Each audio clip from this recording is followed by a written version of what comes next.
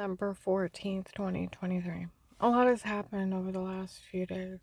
On December 12th, 2023, I was in Alliance at Mark's. They have cameras above the register. As me and my client go to leave, um, this man's like, the officers that were here to watch her, uh, said, they all know that agent left her in the middle of those drug cartels. And the way he spoke to her, they don't doubt that he took a payoff. And since she didn't get her money, he's had it stolen it. Okay. Everything got a lot better after that. People scattered. Okay. It's slowly getting a lot better. The harassment. Now, on Monday morning, what would that be, the 11th? About 3:20 in the morning, I had woke up with heartburn. And that lady, there's a lady that's been pulling in front of my apartment. You can pull like 2 or 3 feet from my door. Flash headlights right into my apartment. My neighbor Amy seen her, and she was complaining to me. It's like I'm dead asleep at 3:30 in the morning. I put my refrigerator in front of the door and bins in front of the other door, and I go to sleep. So they can't get in and torture me again. Okay? I lock my door so I can sleep. She said her husband Harry went to leave the other day, and she almost hit him. She's there between 3 and 3:30 every morning. And I said, what do you want me to do? She's like, she almost hit him. I said, what do you want me to do about it? Call the cops. Call the police. Well, I said something to my neighbor Ron. He's like, Karen, I'll set my alarm. I get up about that time anyways. And I'll check. He's like, Karen, I seen her. So, Monday morning, today is Thursday, the 14th, so I'll go back 3 days. December 11th, 2023. 3:20 in the morning, she's outside my apartment. I go running and I look. She pulls out real quick. And I was like, oh my God, what is she up to? I lay down on my couch and I can hear Matt outside the front of my apartment. I sent my mom over here to see if she still got that door blockaded.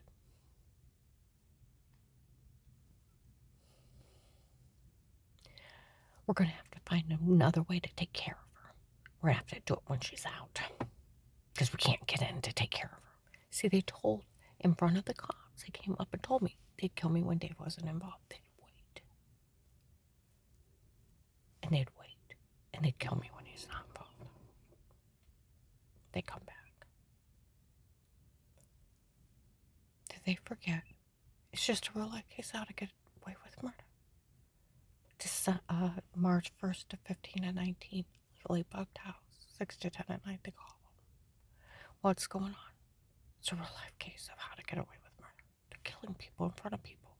And these low life idiots run around acting like it's funny. Have you ever been tortured? I thought I'd die then. They sold videos of it to children. They sold videos of them human trafficking me. It's a drug card. It's human traffickers scamming people. And these low life idiots think it's funny. And that agent stealing from rape victims and human trafficking victims, getting them information. He ought to be ashamed of himself. And everybody go online and turn him in. Like, I talked to an officer. He said, if this is what's going on in your area, you are not that agent's only victim, and you are not his first. He is setting up informant and witness protection programs and put money inside accounts for himself. And then scamming those people out of their money. I earn my money, and that money is for me, my family, my grandchildren, and who I choose to help with. And I earned it. And the police and the marshals used my case to get 800 bad guys. A man impersonating a prince from Africa, scamming people out of money. An Iraqi terrorist, a fentanyl king. And about 800 drug traders, human trafficking, and then hundreds more. It's a nationwide human trafficking scam, and I was left in the middle of the cartels. The Mexican drug cartel, the M13, the Detroit Boys, the Gentleman's Club from Florida, Henry Moffey, and then the Texas group, the California drug dealers, North Carolina, South Carolina, Michigan, Buffalo, New York, drug dealers, Georgia, Florida, Texas, human traffickers, bringing their crimes around me, and more, all caught on police surveillance, like the Amish men with the beards. I earned my money 100 times over. I even have a dent in my head, where I jumped on 12/21/18, stabbed in the neck and bashed in the back of the head, beaten, raped, and left for dead. I earned that damn money 100 times over. And that is for me, my family, my children, my grandchildren, and who I choose to spend it on. And I need, like the Tuscarora sheriff said last year, the FBI needs to get you out of here and they need to hide you. They should have hid me 5 years ago. 5 years ago, they should have hid me. Trying to get him information on David Churches and left me in the middle of several drug cartels attacking Ohio. The police and the marshals used my case and got thousands of bad guys. Like they said, she was part of a really big bust. If it wasn't for Karen around the house, Karen's well FBI informant, they wouldn't have had a bugged phone in there. They wouldn't have had him around my house and my car and then admitting to crime so they could go after him. They would have had a phone a different way. Like April 8th, 23. After the big bust on February 14th, 23. Drug dealers showed up if we'll use your case to infiltrate our case. Tell them to give your money, we're out of here. Two of the undercover police walked by. We actually did. We're January 20th, 23. I met a friend for dinner. An hour away. I got a friend in the police department. They know about that case, that agent up with you. They knew about the Texas group involved in your case. Men in dress shirts sitting around me. I said, the Kingsman. They all looked at me and said what they called themselves. For they,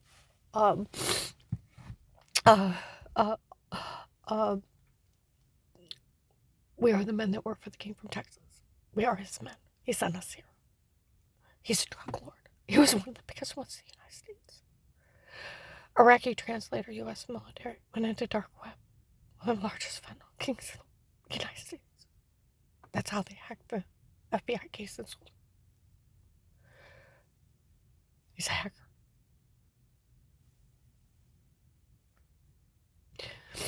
And then there was a retired judge in a big human trafficking scam in Texas. They went down and questioned him. He killed himself. Another retired judge involved in another state involved in this. They found 35 people tied up in a railroad car, African American people. They were just taking them and shooting them. They were going to use that case, that agent open with you, to get these drug traders, human trafficking people. You have so much hurt and pain in your eyes. And then he drove me until I started. And they left. I cried for 2 days.